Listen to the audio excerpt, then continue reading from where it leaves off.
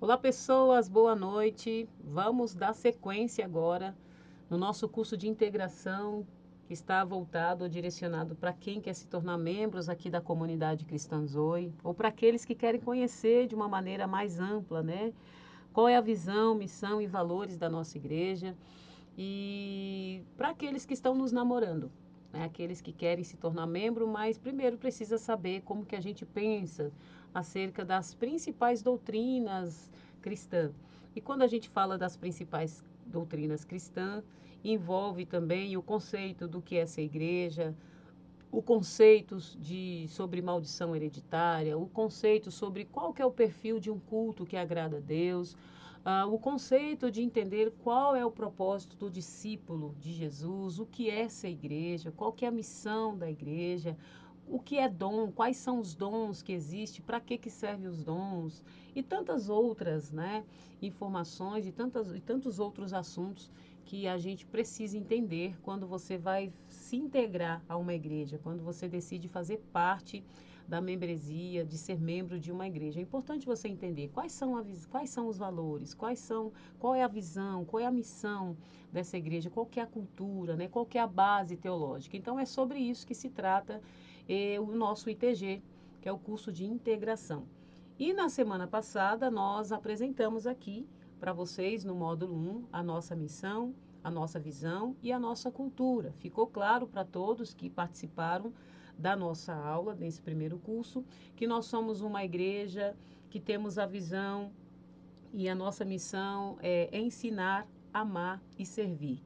Nós somos uma igreja que acreditamos que o ensino bíblico deve ser prioridade na vida da membresia, na vida da igreja. Porque se nós, como pastores, não nos preocuparmos em ensinar, dar de comer ou alimentar as ovelhas vão se perder por aí, estarão com fome, sedentas e não terão o subsídio principal, que é a base bíblica, para caminharem com as suas próprias pernas. Nós somos pastores que temos a visão de discipular os nossos membros para que eles deem continuidade à pregação do Evangelho. Essa é a missão que está no nosso coração. Por isso que nós somos uma igreja de discipulado, uma igreja que ama ensinar e fazer com que essas pessoas façam as obras que Cristo fez, as obras maiores que nós também faremos. Então, é sobre isso a nossa missão. Mas, para você que quer saber um pouquinho mais sobre a visão, a missão e a cultura da nossa igreja, o vídeo já subimos lá para o canal do YouTube e fica disponível para você assistir como aula 1 ou módulo 1. E hoje, então, nós vamos dar sequência à nossa aula, onde vamos apresentar para você o que é ser igreja, qual é o conceito que a Bíblia nos traz sobre o contexto de ser igreja. E aí eu vou trazer para você um contexto bíblico, trazendo uma narrativa, antes de falarmos da igreja como um todo, sobre o que é ser igreja, mas a partir de um estudo mais detalhado sobre religião. Até porque a igreja nasceu da ideia da religião. A igreja nasceu por conta da existência de uma religião. Mas como que vocês podem entender isso? A gente precisa entender que no decorrer da história, a religião, ela sempre foi a base, o meio em que o ser humano encontrou para se conectar com Deus novamente. O que a gente precisa entender? Que quando Adão e Eva caíram, quando eles pecaram, eles perderam essa comunhão gostosa de conversar com Deus, de se relacionar com Deus e Deus com eles, porque o pecado ele faz divisão entre Deus e o homem. A Bíblia deixa isso muito claro. E a religião ela nasceu exatamente aí, quando eles foram expulsos do Éden.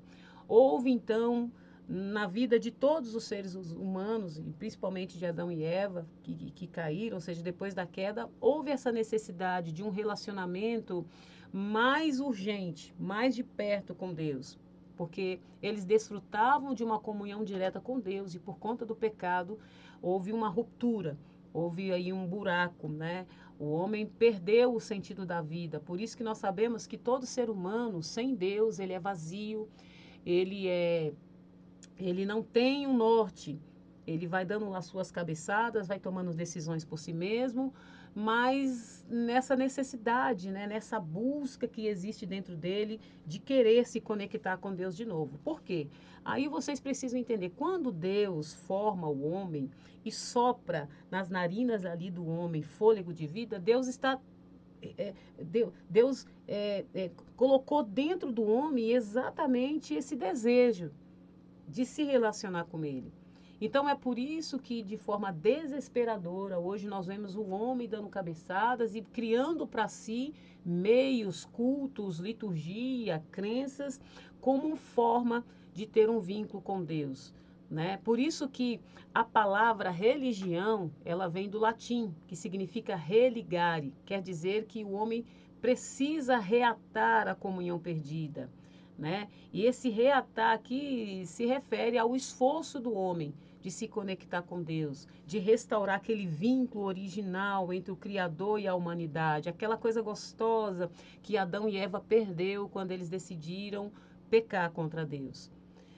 E quando a gente olha a história, desde os primórdios, ou seja, desde a antiguidade, desde a primeira civilização, o ser humano sente essa necessidade fundamental de se relacionar com o seu Criador. Por isso que essa busca por conexão é antes mesmo dos templos existirem.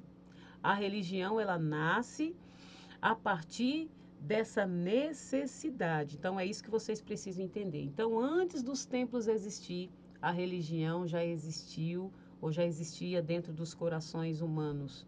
Era uma forma deles se conectarem. Por isso que eles criaram para si templos.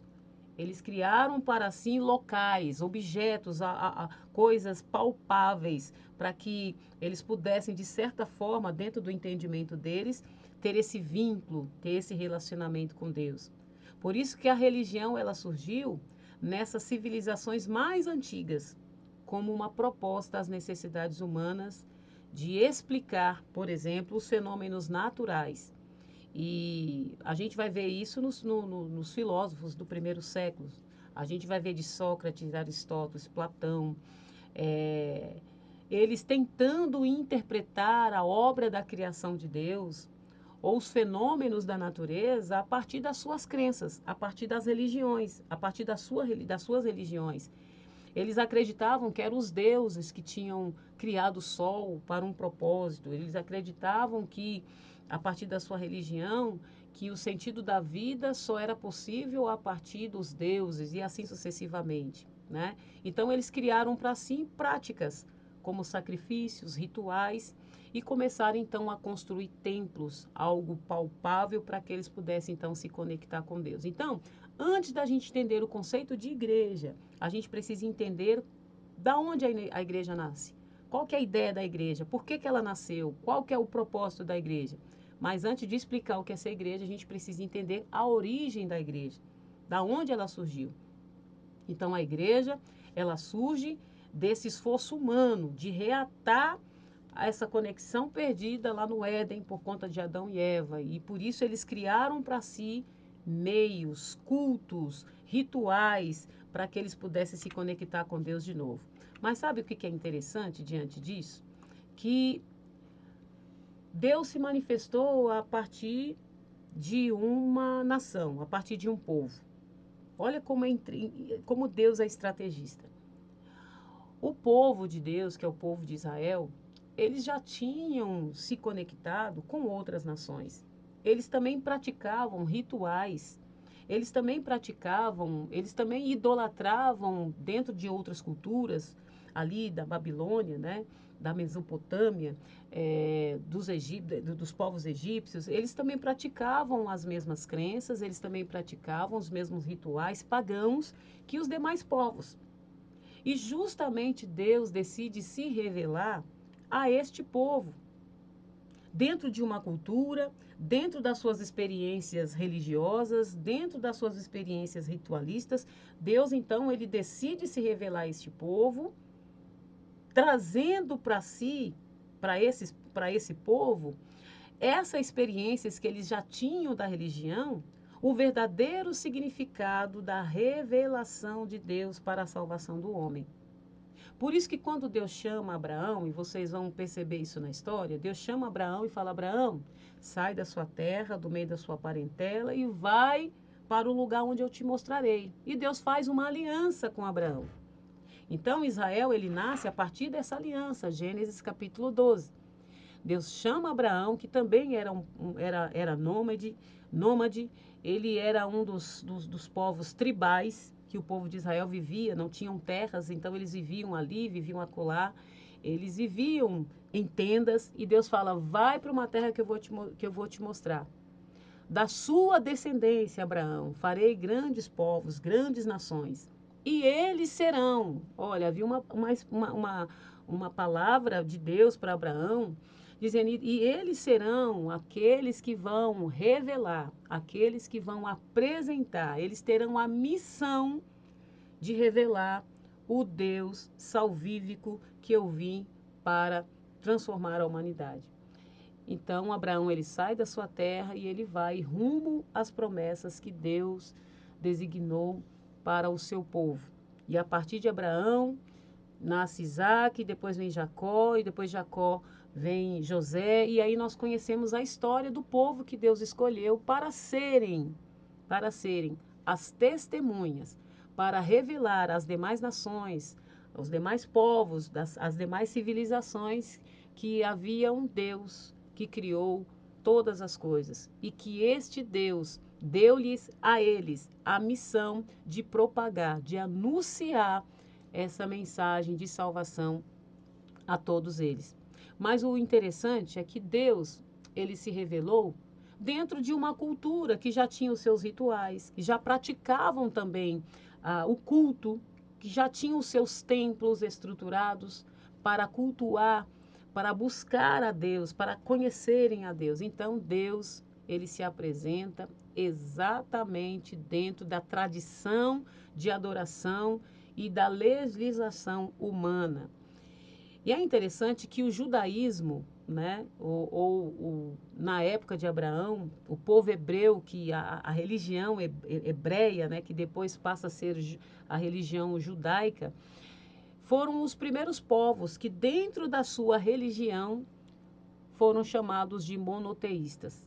Lembra que eles eram politeístas, porque assim como os demais povos, eles acreditavam em vários deuses.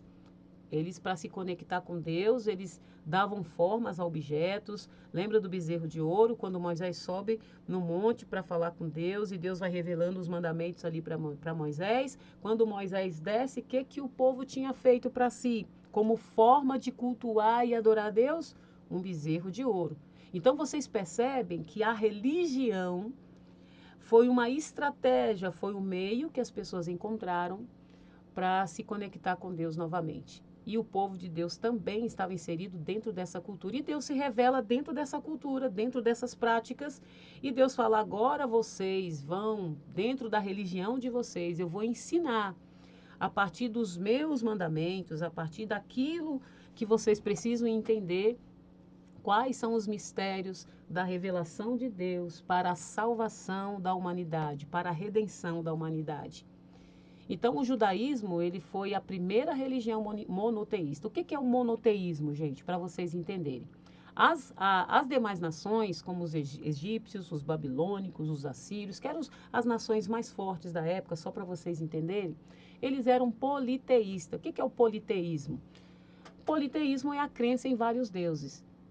Então, Deus queria que Israel fosse uma religião monoteísta.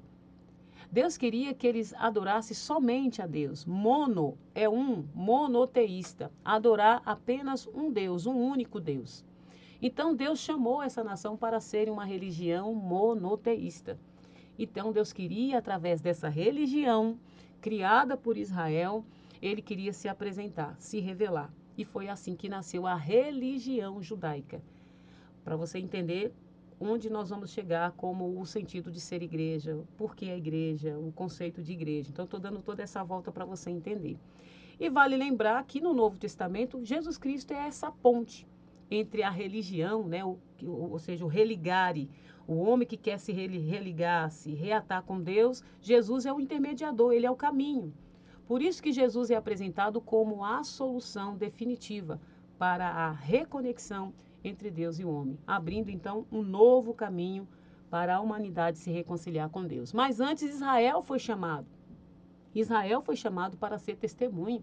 Israel foi chamado como povo da aliança, o povo que iria abrir esse caminho até chegar a Jesus Cristo como intermediador perpétuo de todos aqueles que crescem que Deus é o Criador de todas as coisas. E depois de Cristo, a igreja teve a principal missão, nós temos a principal missão de dar continuidade.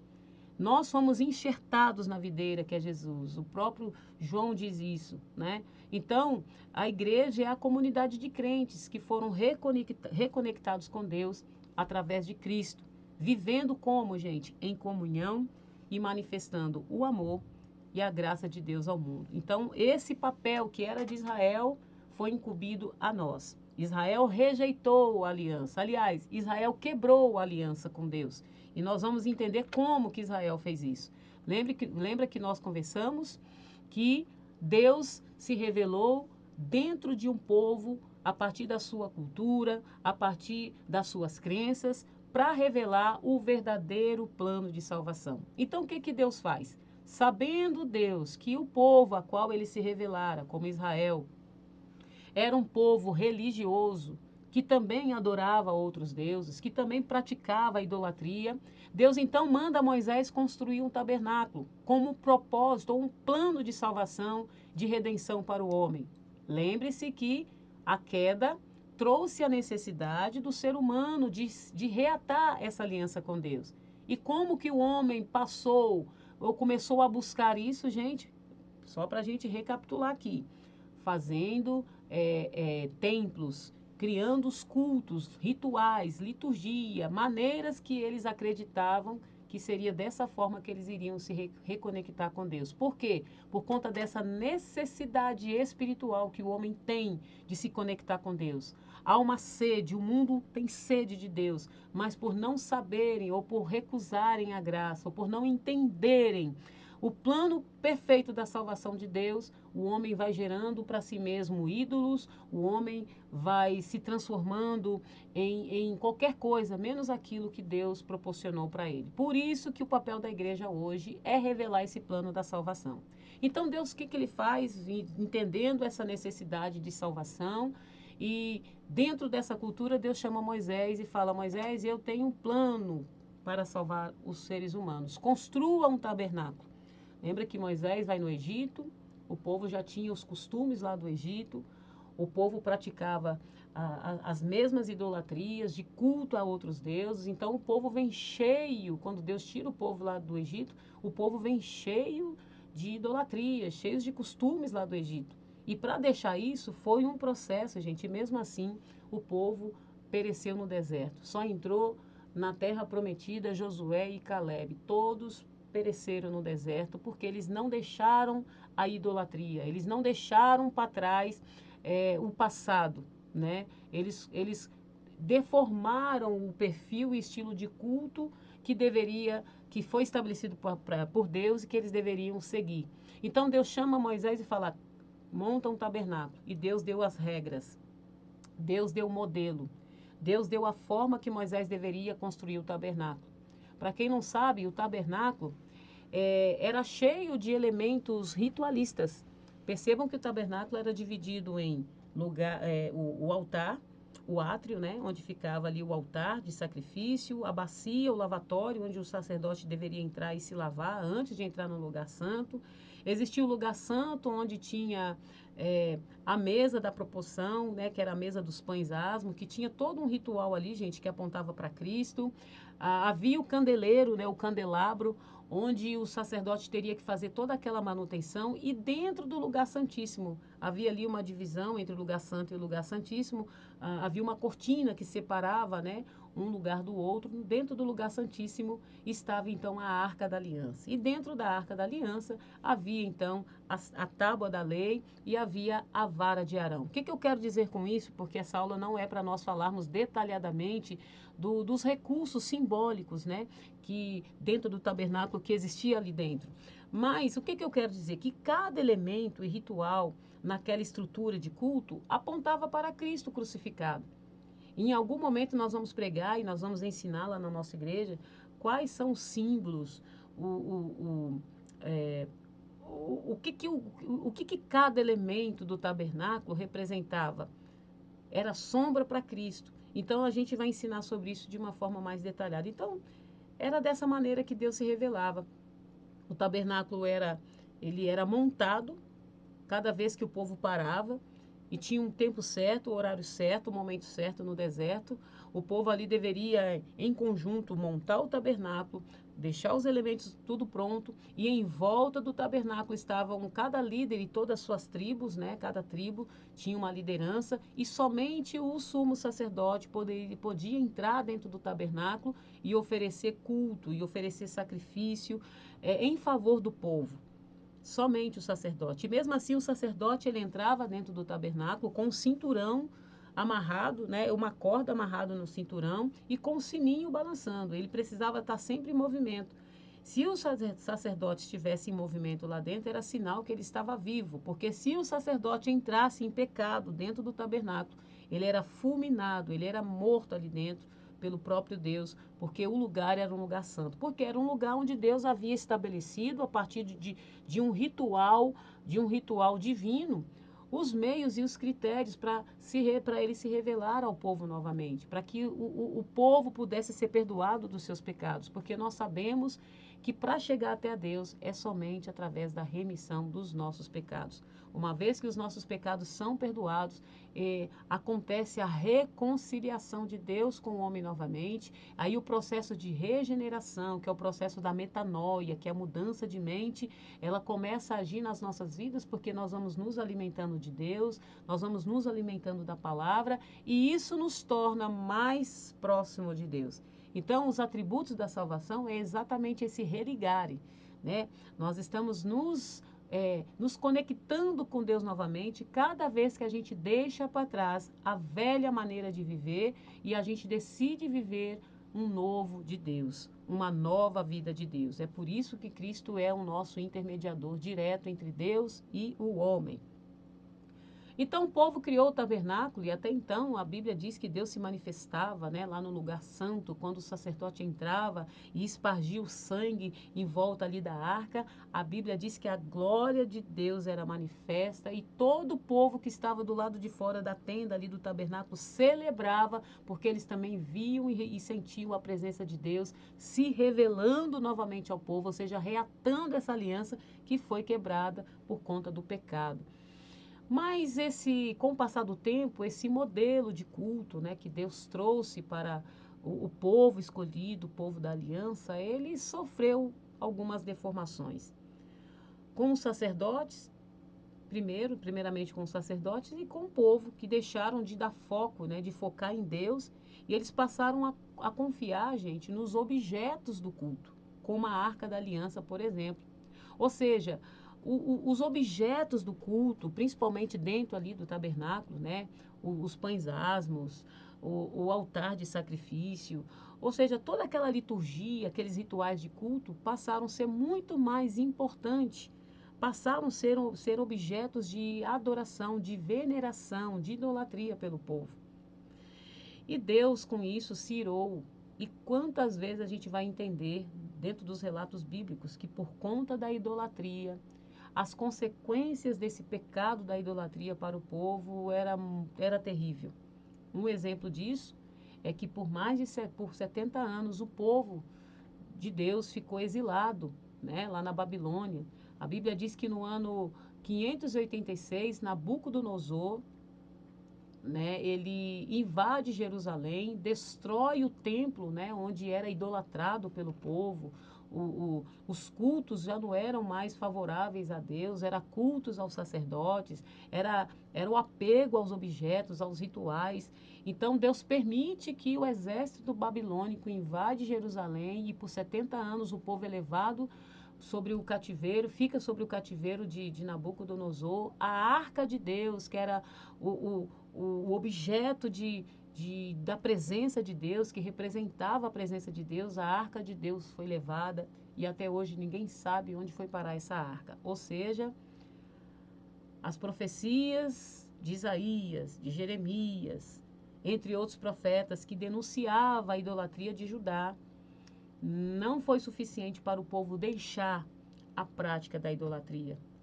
Lembre-se, a religião, da religião nasceu os templos, e do templo ou dos templos nasceu a igreja. Agora vocês entendem por que até hoje é um desafio para incutir na cabeça das pessoas o verdadeiro conceito e o verdadeiro propósito da mensagem do Evangelho. Não é sobre paredes, é sobre a essência de quem nós estamos buscando, para que nós buscamos, a quem, de que forma. E é sobre isso. Então, a Arca da Aliança ela foi removida da história da humanidade. Até hoje ninguém sabe. Depois da destruição do templo, do grande templo, né, do templo glorioso de Salomão, onde uma vez por ano o povo saía das suas próprias terras, das suas casas e iam até Jerusalém adorar. Quando a gente fala das festas, né, das festividades e sacrifícios que eram feitos no templo, os judeus eles eram obrigados a oferecer os sacrifícios no templo, né, em ocasião, por exemplo, específicas, como a Páscoa, o Pentecoste, o Dia da Expiação. Eram essas festas, gente, que reforçavam a centralidade do templo na vida religiosa de Israel. Essas festas também tinham significados importantes, ou seja, que levava para Cristo, que representava o sacrifício de Cristo, a obra redentora de Cristo. Então, com o passar do tempo, vocês vão ver, nós vamos estudando, que todos os rituais do Antigo Testamento tinham um propósito. Era sombra para o que estava por vir, Jesus. Tudo representava o que era para vir e o que estava por vir, que era Jesus. E aí, com a destruição do templo, do grande, glorioso templo de Salomão, com a invasão lá de Nabucodonosor e seu exército, passaram-se anos e na época de Cristo, Herodes, então, ele reconstrói o templo. E segundo a história, o templo que Salomão ele levanta é um templo muito mais bonito que o templo de Salomão. Era um templo magnífico, ampliado e embelezado. Ele desempenhava um papel crucial na vida espiritual e social dos judeus do primeiro século. Jesus e seus discípulos frequentavam, inclusive, o templo, né? E muitos dos eventos importantes do ministério de Jesus aconteciam dentro do templo. Era dentro do templo que os fariseus, os mestres das leis, tentavam armar alguma cilada para pegar Jesus, né? E Jesus participava de todas as festas, porque como um judeu, como homem, ele nasceu como judeu, ele tinha a obrigação, assim como os demais judeus na época, tinha a obrigação de oferecer os sacrifícios no templo, de praticarem todos os rituais de culto, assim como os demais judeus. Porém, gente, o que a gente precisa entender? Que mesmo existindo o templo, né, o templo que foi levantado por Herodes na época de Cristo, o movimento de Jesus era se reunir nas praças, nas cavernas, nos montes, nas casas. Vocês percebem que Jesus ele não deixou de praticar os rituais e os cultos no templo. Mas Jesus ele veio trazer um novo caminho. Jesus ele já veio abrir o caminho para que após a sua ascensão ao céu, a igreja desse continuidade. E a igreja pudesse praticar obras maiores que ele praticou. Então o movimento de Jesus era se reunir nas praças, ele sentava com os pobres, com os mais humildes, bem como ele conversava, também estava com os ricos. Mas Jesus, ele praticava sim os cultos, mas ele não deixava de ser igreja e de mostrar o sentido de ser igreja. A partir dos seus movimentos, a gente começa a entender qual era o plano de Deus para construir a ideia de ser igreja. Então, Jesus se reunia nas praças, nas cavernas, nos montes, nas casas, se abstendo de tudo aquilo que poderia se tornar idolatria, como os templos, como os objetos sagrados e os sacerdotes. Porque Jesus, ele tinha nas pessoas, no ser humano, a confiança de que, uma vez que eles entendessem qual era o sentido do Evangelho, qual era o sentido da mensagem do Evangelho, essas pessoas, como Igreja de Cristo, onde quer que elas estivessem, elas iriam então propagar o propósito do Evangelho da salvação. E a gente vai ver isso nas primeiras congregações, que no caso, a igreja primitiva. Quando as práticas do cristianismo deixaram as catacumbas, porque na época os cristãos, depois de Cristo, eles começaram a serem perseguidos, vocês conhecem a história, por conta das perseguições, os cristãos não podiam falar abertamente, publicamente, né? Por eles serem cristãos e o Império Romano, principalmente os imperadores, eles tinham ódio dos cristãos, porque eles tinham medo dos cristãos dominarem o mundo e eles perderem o seu posto, né? De imperador, de que governava, que mandava e fazia acontecer. Então, a preocupação dos imperadores era: vamos matar esse povo porque eles vão se rebelar contra nós e nós vamos perder aqui o nosso lugar. Então, vamos matar os cristãos. Então, houve grandes perseguições, vocês todos conhecem a história dos martírios. Todos os apóstolos, tirando João, foram mortos, decapitados, outros foram enforcados, outros foram cortados ao meio, porque foi um período em que a igreja de Jesus passou por uma grande perseguição. Só através de Constantino, que era um imperador que segundo ele, né, ele se converteu ao cristianismo porque ele teve uma revelação da parte de Deus, que era através da cruz de Cristo que ele venceria todas as batalhas. E, na verdade, o Constantino, no ano 313, ele simplesmente misturou as questões ideológicas da fé cristã, da fé apostólica, com as questões políticas. Então, nesse meio de politicagem com o cristianismo, nasceu o catolicismo medieval.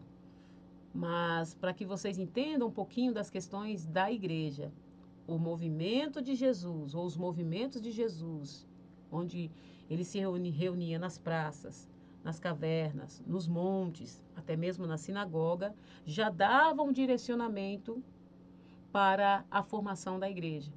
Porque o propósito de Jesus era romper com aquela cultura de idolatria nos templos, nos sacerdotes.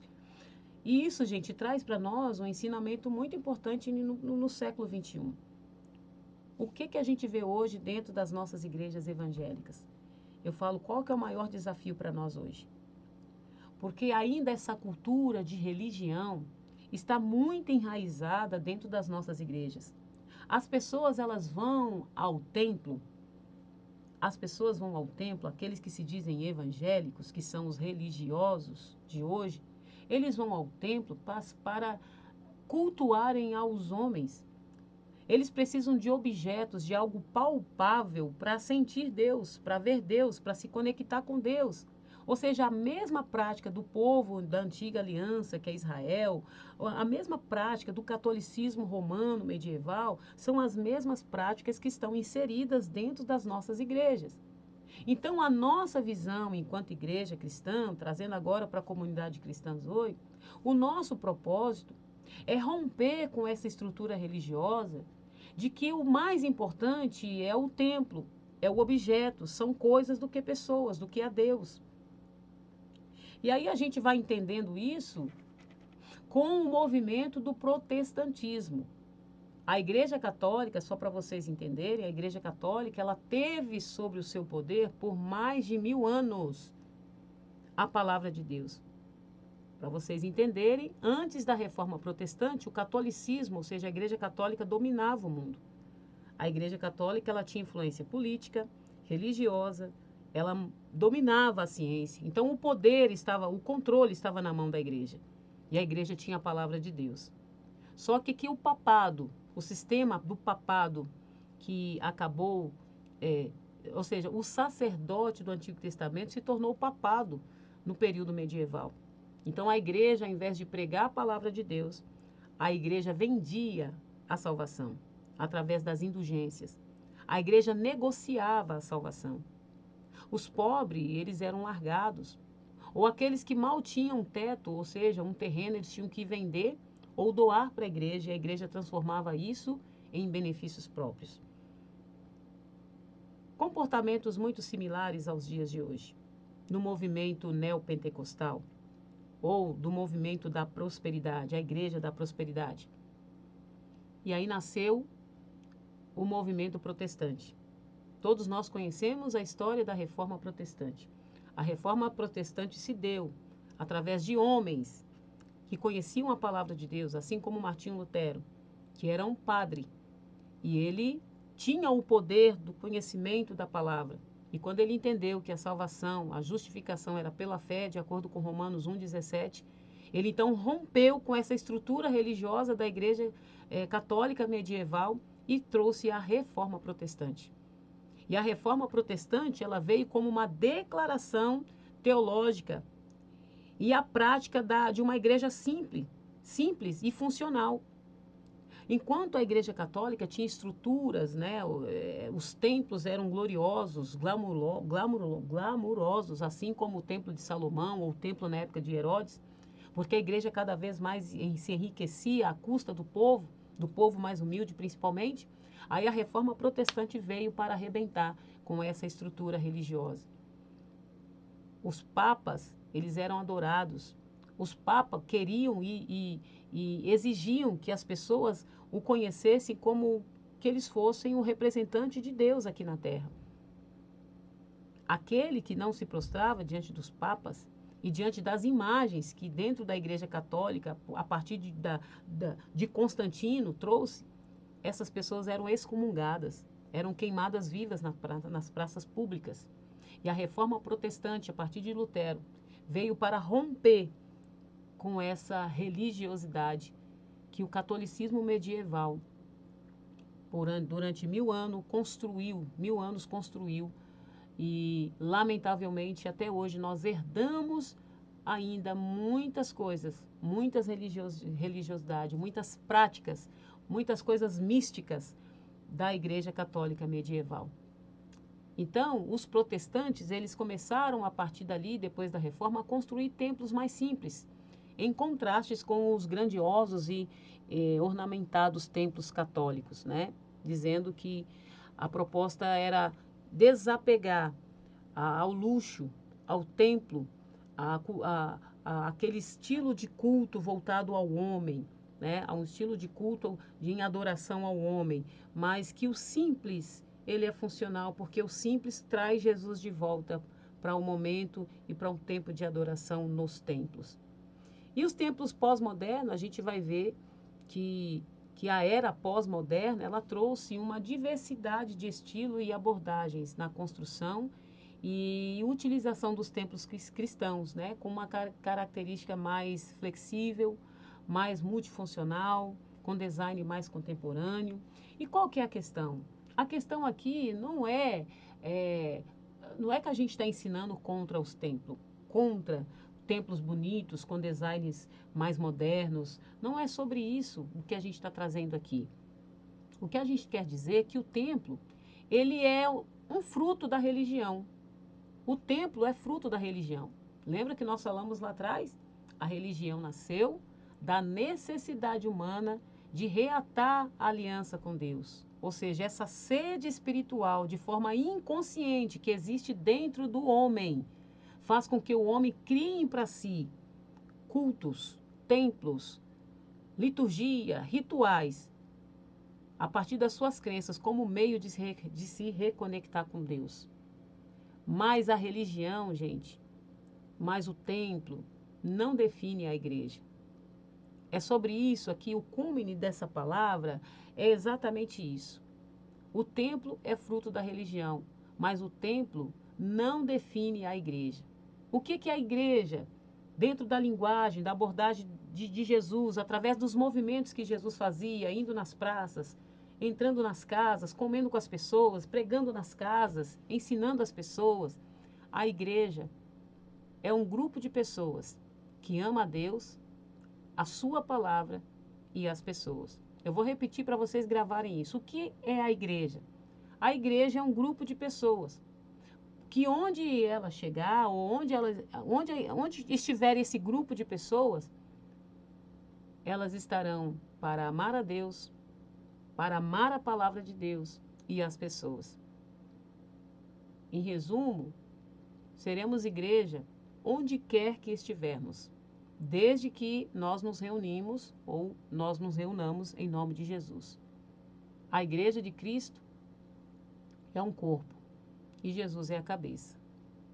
Não importa se nós estaremos reunidos no templo, nas casas ou nas praças, onde quer que nós estivermos. Onde tiver um grupo de pessoas que amam a Deus, que amam a sua palavra e que amam pessoas, ali está uma verdadeira igreja de Deus. Ali está a verdadeira igreja que Jesus chamou para um grande propósito. Israel rejeitou esse modelo de ser igreja. Israel rejeitou, como povo da aliança, anunciar a grandeza daquele que nos chamou para a sua verdadeira luz. Então, a igreja de Cristo, a igreja verdadeira, ela é definida pelo amor que ela tem a Deus e às pessoas, não pelos edifícios em que se reúne.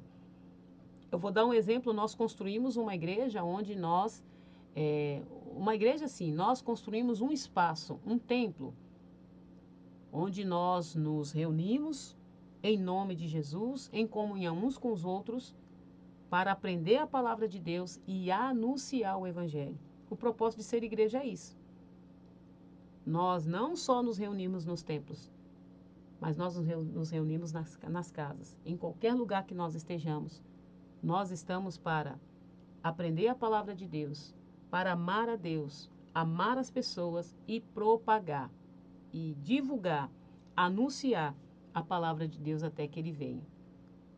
Até que Ele venha. E esse é o modelo de igreja que nós queremos ser. Não importa se estaremos no templo, não importa se estaremos nas casas, não importa. No momento, com a família, quando nós estamos ali em comunhão, nós somos igreja. No momento, no nosso trabalho, quando nós estamos com outras pessoas, nós somos igreja. E onde estiver uma igreja, ali tem que ter palavra de Deus, ali tem que ter testemunho, ali tem que ter a verdadeira paz, a comunhão e o amor para com Deus e para com o nosso próximo. Esse é o modelo que nós queremos ser. Gente, é isso. Hoje nós ficamos por aqui. A ideia era trazer, apresentar para vocês o que é ser igreja, mas antes de trazer o conceito da origem, do nascimento dessa igreja, por que a igreja nasceu, qual era o propósito, eu precisava trazer para você o conceito da religião. Foi através da religião que nasceu os templos. E através do templo foi definido então a igreja. Mas a igreja que Jesus definiu é uma igreja que não se apega a cultos ritualísticos. É uma igreja que adora somente a Deus. Não é uma igreja idólatra que adora o homem é o centro de tudo. Não é uma igreja que se apega a coisas e não a pessoas. Então, que Deus venha ter misericórdia de nós, que sejamos realmente uma igreja, que quando nos reunirmos, seja no templo ou fora dele, que nós venhamos render a Deus, somente a Ele, toda a glória, toda a honra e toda a adoração. Só um ponto importante aqui. A reforma protestante, ela trouxe 5 pilares que através dela a nossa fé, ela é baseada. Somente Cristo, somente as Escrituras, somente a fé, somente a graça e somente a Deus toda a glória. Esses são os 5 pilares da reforma protestante que nós nos embasamos a nossa fé. A crença de uma igreja genuína está nos pilares, nos 5 pilares da reforma protestante. Quando nós entendermos que o culto, e nós vamos falar sobre isso aqui também, que um culto de adoração a Deus é um culto bíblico que mantém, que contém esses 5 pilares, a gente vai entender o que é ser igreja. Quando a gente entender que Cristo deve ser o centro da nossa adoração, quando a gente entender que Cristo tem que ser a maneira de nós pensarmos, sentirmos e agirmos, verdadeiramente a gente vai entender o que é ser igreja. Quando a gente entender que a nossa maneira de viver, a nossa maneira de se comportar tem que ser de acordo com as Escrituras, então a gente vai entender o que é ser igreja. Quando a gente entender que a fé em Cristo é o suficiente, é através dessa fé que nós alcançamos a salvação, e não é por obras, e não é por quanto eu faço, o quanto eu me dedico, mas é por fé nele, e que através da graça de Jesus é que nós somos alcançados. E quando a gente entender que a adoração, a glória não é para o homem, é somente para Deus, verdadeiramente, nós seremos essa igreja que Jesus formou, que Jesus ensinou. Então, gente, que nós venhamos ser a igreja segundo o coração de Deus. Que não venhamos idolatrar a homens, a objetos, que nós venhamos centrar a nossa fé e confiança somente naquele que nos chamou para a verdadeira luz. Amém? Que Deus abençoe vocês. Até a próxima aula.